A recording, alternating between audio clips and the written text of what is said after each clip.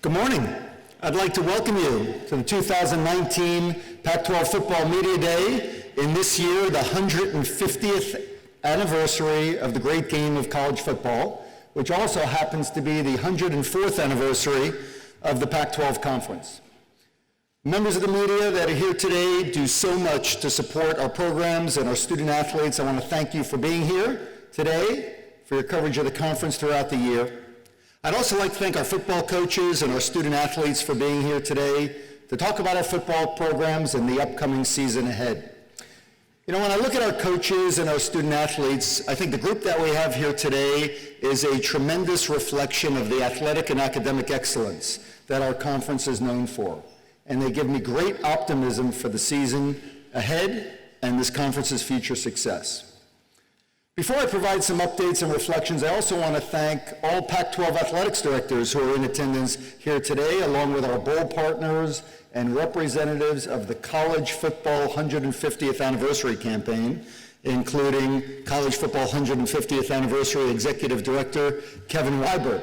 I've been honored to be able to work with Kevin throughout the year and humbled to serve as the chair of the 150th College Football Anniversary Committee, and to have the opportunity to work with leaders from other conferences, athletics directors, coaches, the Football Bowl Association, the National Football Foundation, and so many others that have rallied together to make this a tremendous year of celebration for the great sport of college football. This year will be an incredible opportunity to celebrate the positive impact that college football has had on so many young men, our communities, and our country.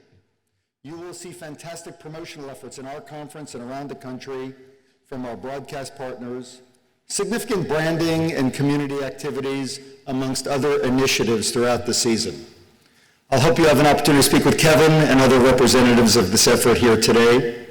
And in particular, I hope you have a chance to meet not just with the coaches and the student athletes that are here, but also our athletics directors who are all in attendance, who are driving the success of our programs and supporting our student athletes day in, day out. I'm very proud of the national leadership the Pac-12 Conference provides on so many important issues, and this is also embodied by the important leadership roles our athletics directors and coaches are playing when it comes to the sport of college football. Rob Mullins is the current chair of the College Football Playoff Selection Committee. Mark Harlan from Utah was just appointed to the Football Oversight Committee. Ray Anderson from Arizona State is the outgoing chair of the Football Competition Committee and the Football Oversight Committee. And Stanford coach David Shaw is the current chair of the Football Rules Committee.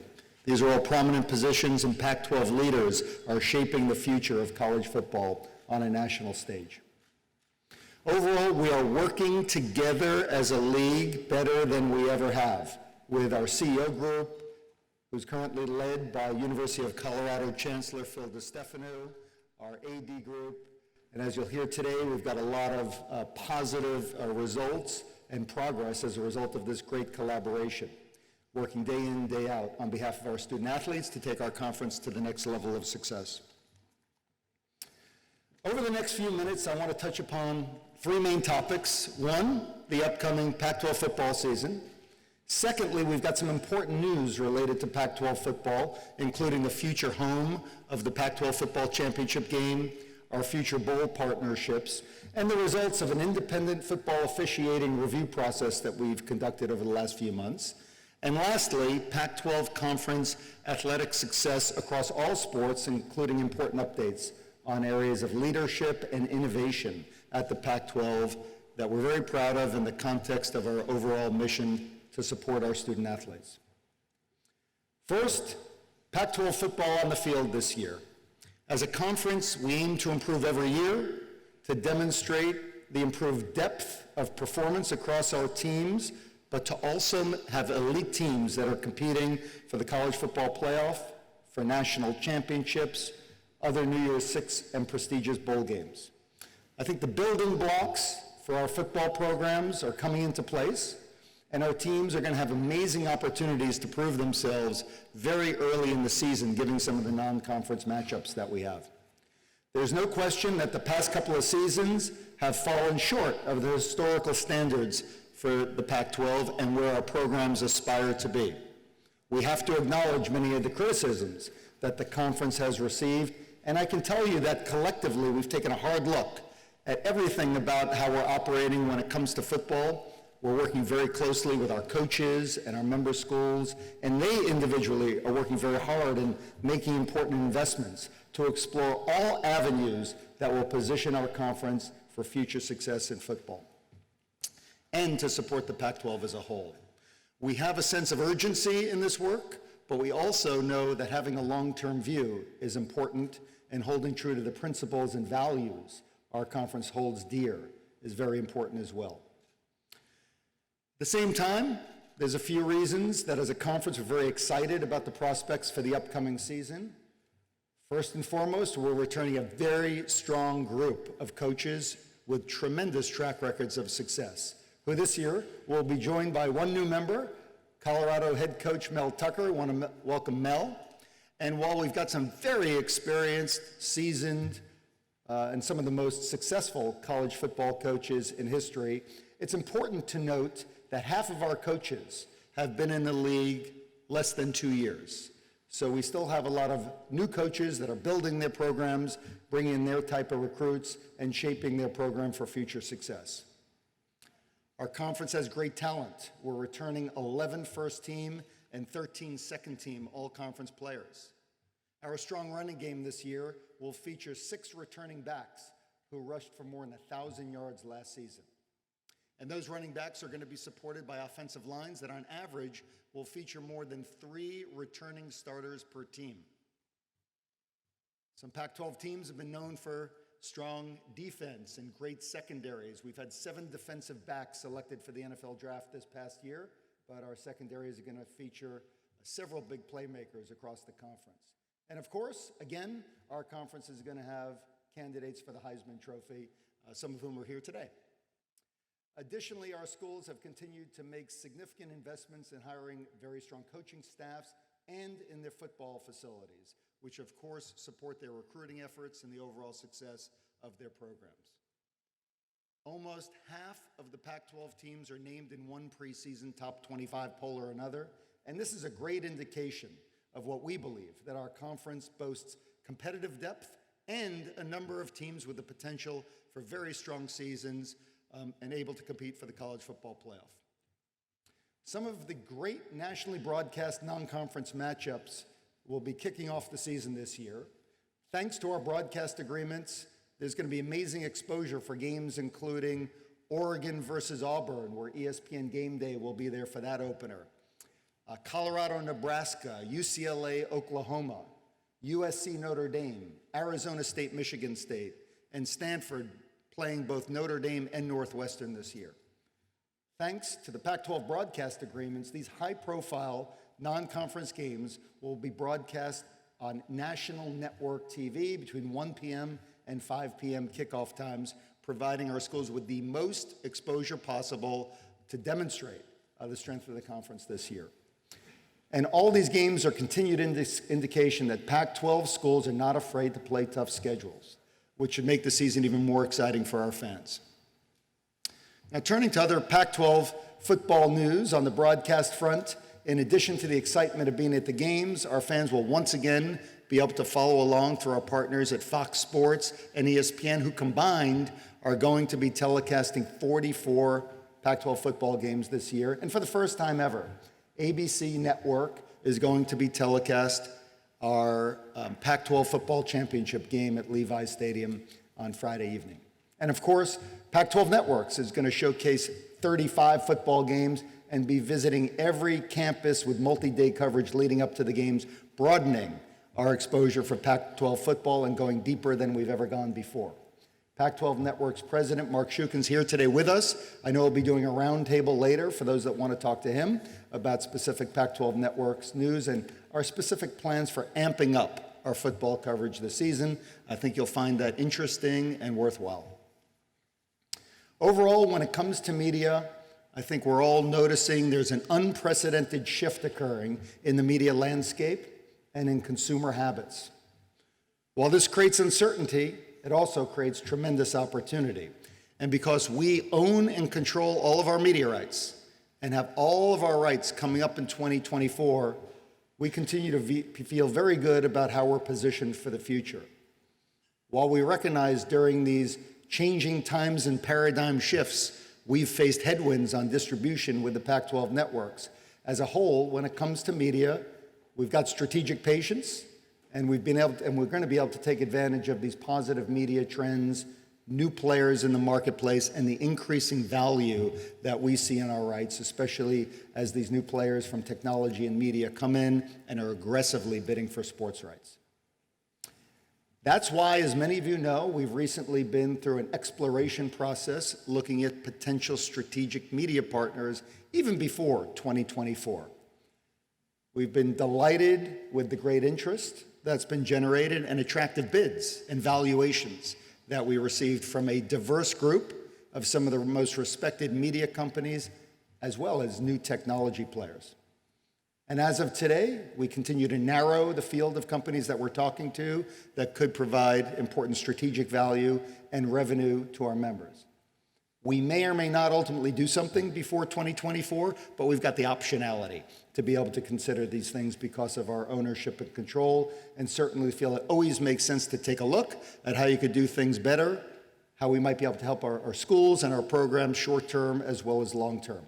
And because of the interest displayed, and because of the dynamic media landscape, we're very optimistic about the future. This year, the Pac-12 will crown its champion at the Pac-12 Football Championship at Levi Stadium in Santa Clara, where we have had some memorable games over the past 6 years, and we've enjoyed a great partnership with the San Francisco 49ers. At the same time, we've always envisioned taking this crown jewel event to other major markets around our footprint. And today I'm very excited and pleased to announce that our football championship game for the years 2020 and 2021 will be played in the brand new Las Vegas Stadium, the new home of the NFL Raiders, which has proved to be a very successful and desirable destination location for the Pac-12 men's and women's basketball tournaments, and ones that I know our fans have really enjoyed, and they're going to enjoy going to our championship game in Las Vegas. I've had a chance to visit the stadium, see the plans, hope many of you have as well. It is truly state-of-the-art in every respect. Be convenient, it's right off the strip, close to the airport, and it's going to be a fantastic destination for football fans to enjoy the best of Pac-12 football in our championship game. I want to thank our partners that have been involved in making this happen and creating this tremendous opportunity for our student athletes and programs for the next 2 editions of the Pac-12 Football Championship Game. Some who are in attendance with us here today, and I hope you'll have a chance to speak to throughout the day. Mark Bedane, president of the Oakland Raiders and soon to be Las Vegas Raiders, is here with us today. Steve Hill, who's the CEO of the Las Vegas Convention and Visitors Authority, and George Klevikoff, who's the president of entertainment and sports at MGM Resorts. These 3 gentlemen and their organizations really took the lead in helping us make this opportunity a reality for our programs, and we're delighted about the partnership. Speaking of postseason, we also expect to announce shortly our full bowl lineup for the years 2020 through 2025. And it's a lineup that we anticipate will be enhanced in several respects. Of course, we are honored to have the traditional anchor of the Rose Bowl game, the storied Rose Bowl game, as the Pac-12. We've already announced an extension with the Alamo Bowl, which follows the New Year's 6 placements. Following the New Year's 6 placements, we'll see the Pac-12 #1 team against the Big 12's #1 team. And several weeks ago, I was pleased to be in Las Vegas with my colleagues from the SEC and the Big Ten, and have a chance to announce with our friends from Las Vegas a new bowl arrangement, an elevated bowl arrangement in Las Vegas at the new Las Vegas Stadium that will see the Pac-12's #2 and #3 pick play against the top pick from the SEC and Big Ten in alternating years. All of these bowls will create great experiences and enhanced experience for our student athletes and fans, and feature great matchups against the very best competitor conferences. And as I've said, I expect we'll have a few more announcements that will round out our bowl lineup over the next few weeks, so watch this space. The final announcement I'd like to make under other important football news is in regard to a recently completed independent football officiating review, which was conducted by the world-class consultancy Simpson Consulting, which specializes in evaluating and making recommendations about officiating and other programs. The Simpson review was independent and comprehensive in scope, looking at all aspects of the Pac-12 officiating program. And it's part of our continuing effort to continuously review and improve our football officiating. Our work began in February and included benchmarking against the NFL, all 4 of our peer conferences. It benefited from detailed input from all of our coaches, all of our athletics directors, current and former officials, and other key stakeholders. Before I go into the recommendations arising out of the review, all of which we will be adopting for this current football season, I want to thank Ray Anderson, Athletics Director at Arizona State, who chaired an Athletics Director subcommittee that oversaw the work of Simpson and helped guide the process. Ray served with Oregon State Athletics Director Scott Barnes, Colorado Athletics Director Rick George, and Oregon Athletics Director Rob Mullins is the steering committee for Simpson's independent work.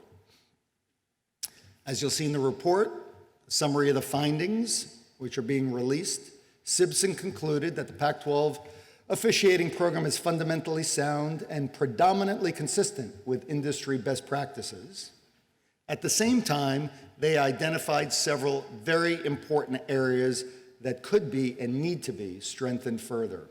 We're releasing the summary of the findings as we speak, and the detailed recommendations that we'll be acting on.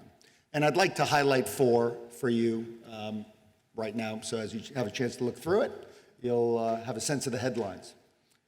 Going forward, we're changing our organizational structure to a more independent structure for our football officiating, whereby the head of Pac-12 football officiating will have a direct line report to myself as the commissioner and not be reporting through a football administrator.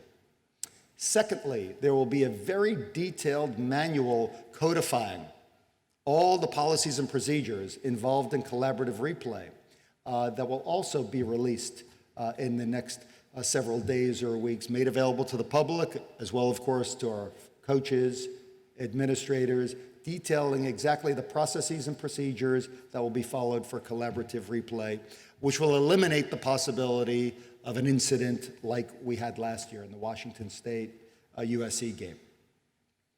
Thirdly, there'll be significant enhancements to training programs for officials and more consistency in grading and training from the officiating and from our supervisors.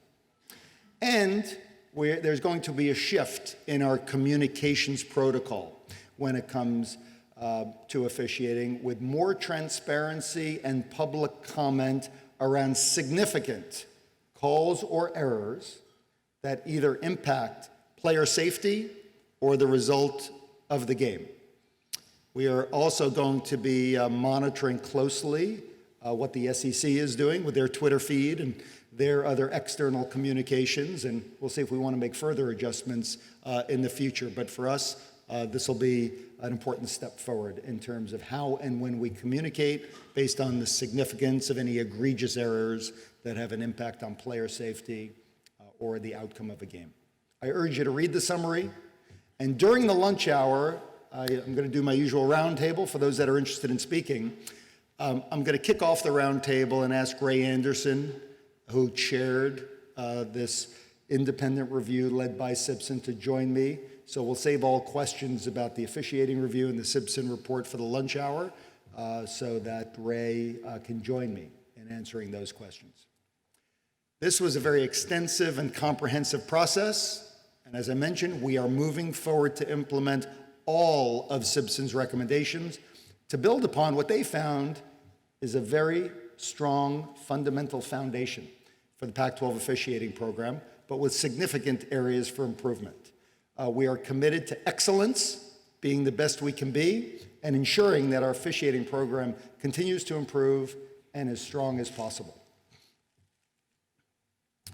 While today's about football, it's also a great opportunity to touch very briefly on some other aspects that define the Pac-12 Conference as a leader, not just on the field, but off the field, and to give you some insight into some of the initiatives being led by our schools that are central to our mission of supporting our student athletes on and off the field.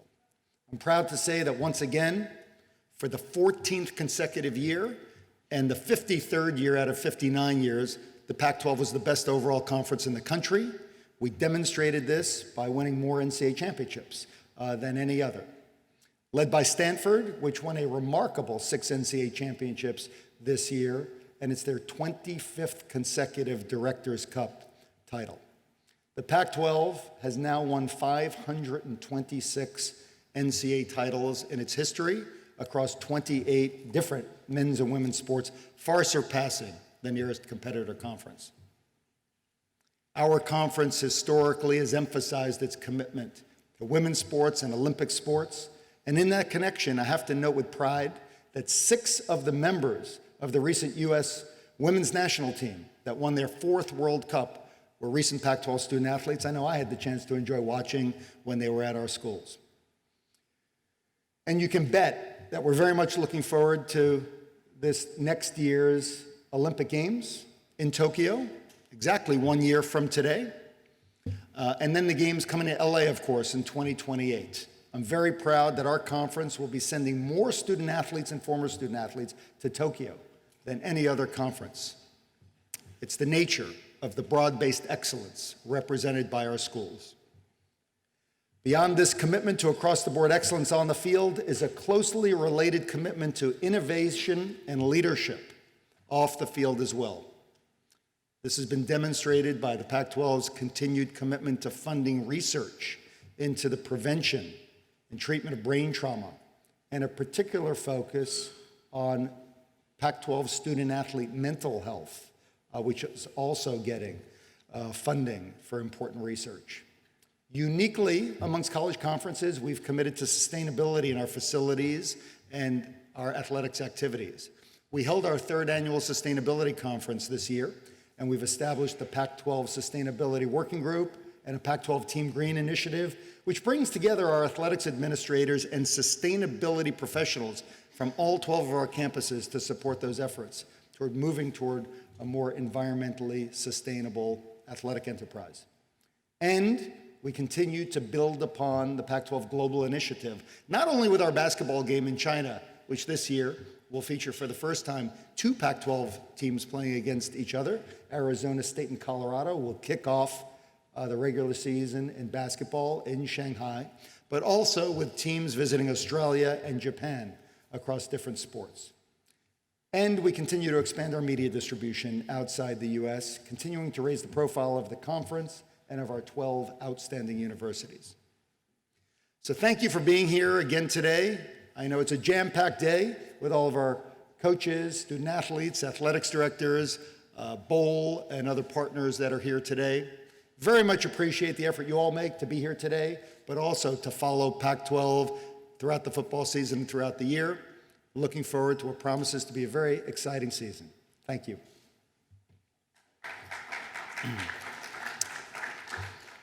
Okay, at this time we'll take questions for the commissioner. We do have handheld microphones in the room here, one on each side, so if you have a question, please raise your hand and allow us to get the microphone to you so we can hear the question. So do we have any questions? Got down here on the left.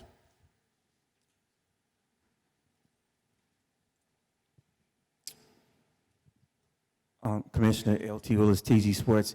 Can you tell us the bowl games that we're going to have representing the Pac-12 schools, some of the bowl games? Yes, so we of course have the traditional relationship with the Rose Bowl. The Alamo Bowl will get the highest ranked Pac-12 team outside of the college football playoff and the New Year's Six Bowls.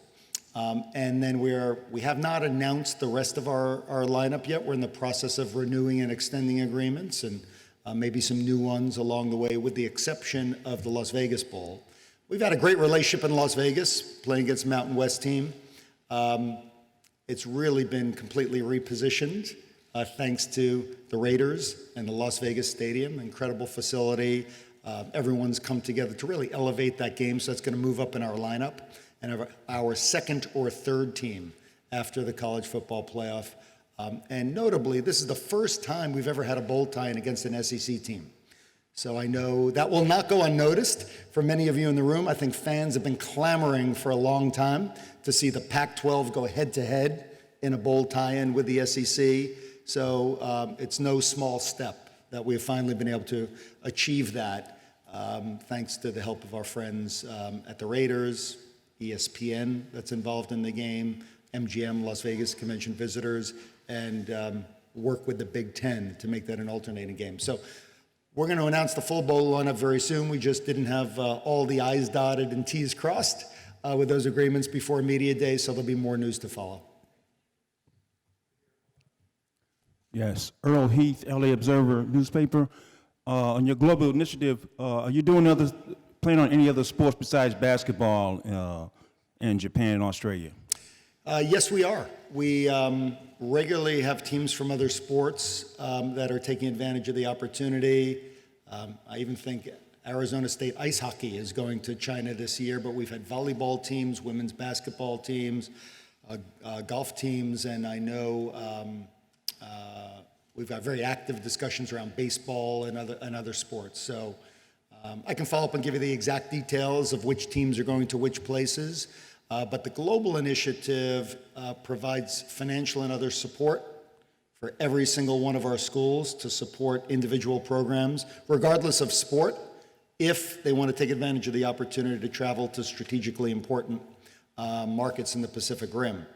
On top of that, a cornerstone of the program has included very high-profile regular season basketball game. We're the only league, not just in college, but professional as well, that actually plays a regular season game in China, and that's gone very, very well thanks to our partnership with Alibaba. So slowly, steadily, there are nice building blocks happening, including increased media interest in television agreements we have overseas. So continues to build steadily, but it's certainly well beyond men's basketball.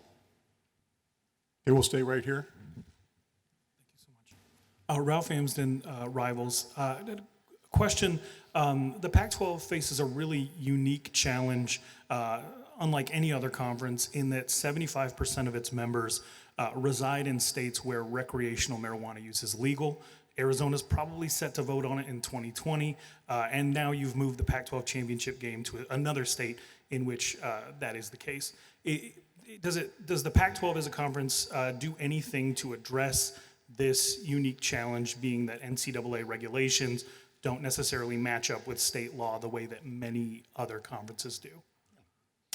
One of the great things about the Pac-12 conference is the diversity in many respects. And that includes the states that we play in and the types of schools and the environments that we're in. But our approach at the conference level has really been to defer to each of our universities in their states. We do not have a unified position across the board, given the diversity of state laws on that topic and our own campuses' approaches to those things. So it's really left campus by campus, state by state basis. There's not a conference policy around that.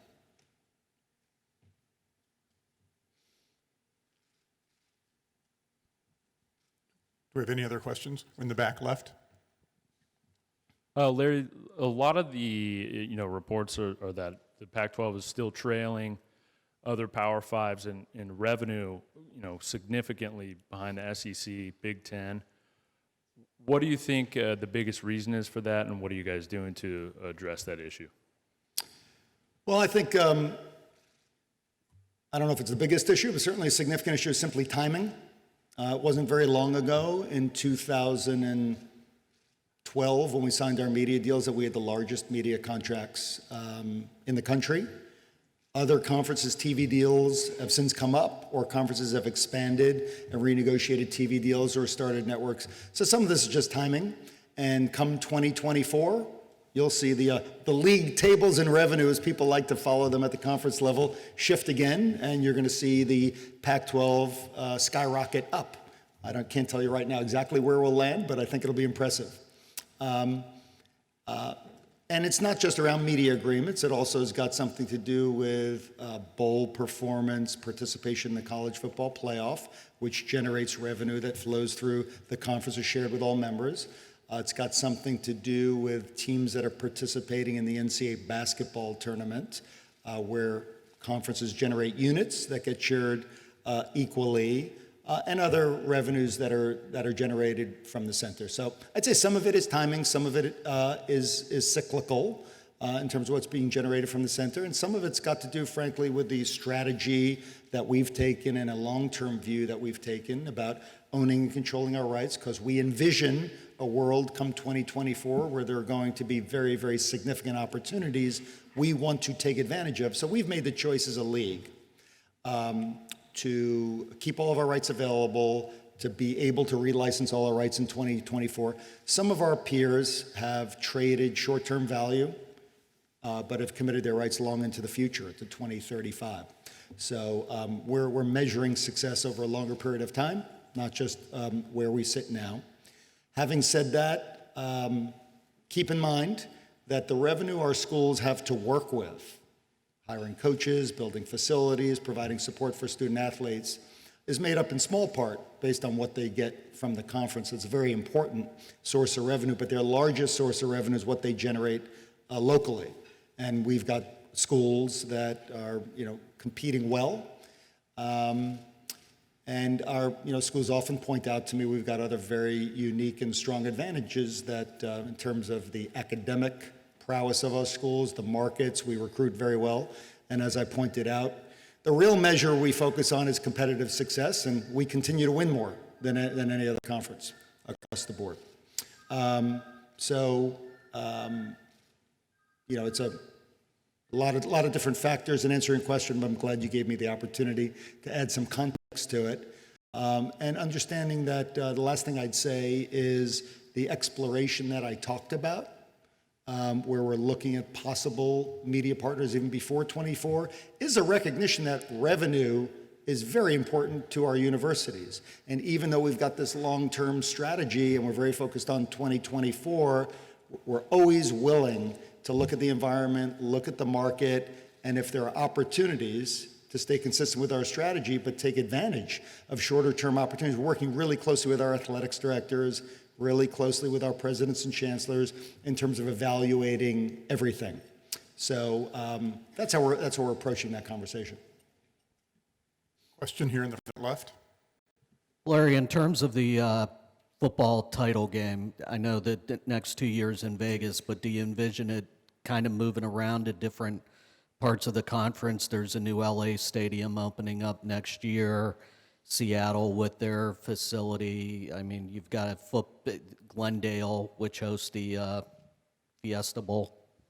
Yeah, I feel very fortunate in our league that we've got great markets, great traditional facilities, and between Los Angeles and Las Vegas, I think we've got the two newest state-of-the-art, best football stadium, most recent football stadium that are going to be built. So we look forward to having our teams and our student athletes have the opportunity to compete in those places.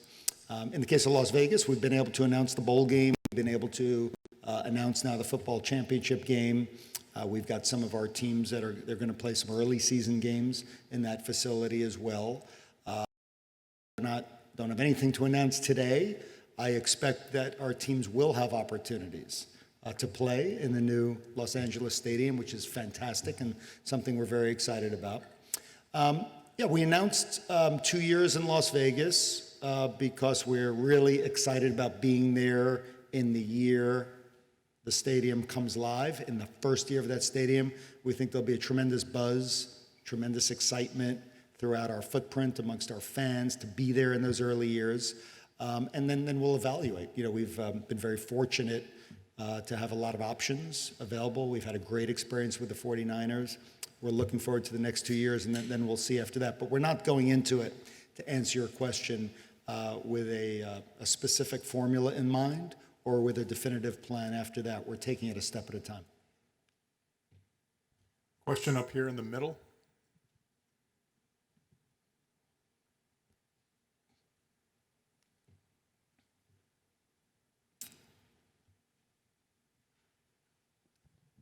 Hey, Kevin Tripp, NBC News Radio.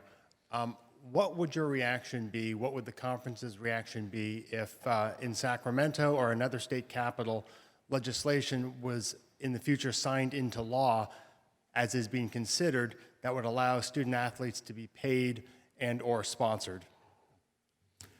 So we are very clearly opposed to any type of pay-for-play system.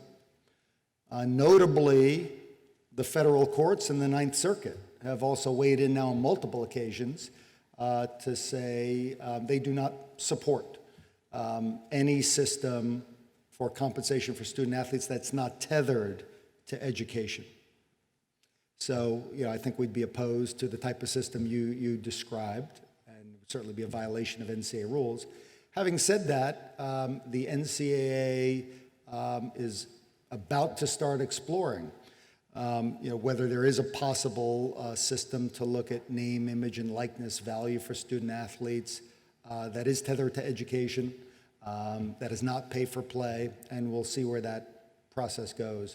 In fact, one of our athletics directors, Rick George from Colorado, is on a committee. I think he's flying there today to start that conversation. So we support that conversation, but anything that looks like pay for play or compensation to student athletes that's not related to their education is something that would run counter to the fundamental nature of collegiate athletics and amateur student athletes. Question here on the left. With USC adding a FCS school, UC Davis, it appears that perhaps some of the teams in the conference are looking more towards the SEC model. I'm wondering how you feel if the SEC and the ACC do not go down to 8 conference games. Would the Pac-12 consider playing only 8 conference games to make the level a more level field? We regularly discuss that question, and every time we've discussed that question, the important principles of having a tough schedule, playing as many teams as possible in the league, challenging yourself have been the overriding principles that have defined what our campuses want to do. So we've been committed to 9 conference games. Interestingly, take USC as an example. Not only do they have 9 conference games, but they play Notre Dame every year. No one requires them to do that. I mentioned some of the other games, UCLA playing against Oklahoma. That's 9 tough conference games in the juggernaut, which is the Pac-12, plus schools like Oklahoma, Notre Dame, Northwestern, Michigan State, Oklahoma State, Nebraska. I think that should indicate to everyone that our schools want their student athletes to have the opportunity to play on the biggest stages, to challenge themselves. Our schools do not approach it from the perspective of how do we game a system or simply have it be about the college football playoff. But that's a decision our schools make. Our schools come together as a conference and decide what the conference schedule is going to be. Having said that, we have spent a lot of time over the last year or two with our football coaches, with our athletics directors, examining our historical scheduling policies, and with the decision to stay with 9 conference games. We have become more flexible and more purposeful in how we actually lay out the schedule. We've made some adjustments to make sure schools individually are not put in extraordinary situations like 2 away games back-to-back, a Saturday followed by a Friday night, as an example. We recently discussed here showing some more flexibility in terms of opening up the back end of the schedule. We've been pretty rigid historically and said non-conference games are going to be the first 3 weeks, and then the rest of the season is conference schedule, with the notable exception of the Notre Dame game between USC and Stanford. I think you'll see over time we'll have more games, non-conference games later in the season, which I guess is one of the features of the SEC that you might be referring to. I think you'll start seeing a little more flexibility in our scheduling, more of our schools having some non-conference games later in the season, which is going to mean conference games a little bit earlier in the season. So I appreciate you asking that, because I do want to convey that while our schools really align about some important principles, we are looking at ways to adapt and be more flexible in terms of how the schedule lays out. I think the last thing I'd say is, some of the news I'm reading is I think other conferences are moving a little bit more to the Pac-12 model. I think you'll see nationally schools realizing they have to schedule better games. Fans are not going to turn up for games that are not competitive. So I actually think we're a little bit, ahead of the curve. There is no national model for scheduling. One of the principles that defines the way the college football playoff works, there is autonomy that individual conferences have in terms of how they want to schedule, and the job of the selection committee is to weigh up strength of schedule and figure out who the best teams are. But I don't foresee anytime in the near future, where it's going to be mandated nationally exactly how schools or conferences have to schedule. Your fault. The reason why I'm asking that is because every year there are teams that play 5 road games, conference road games, while others only play 4. So as far as the conference is concerned, there are probably 5 or 6 teams every year that have a disadvantage, whereas in the SEC they don't. So I think that was more online why I was asking you about the 8. Yeah, so that's been weighed up in the consideration about 8 versus 9. The point you make, which is a valid one, is discussed, and as our schools have weighed up the balances and the pros and cons, they've decided we like 9 games, even with that imbalance. What we, of course, try to do is be equitable in terms of how it's distributed, so you won't see the same teams with 5 away games every year. But you're correct. All right, that'll do it. Thank you, Larry. Thanks.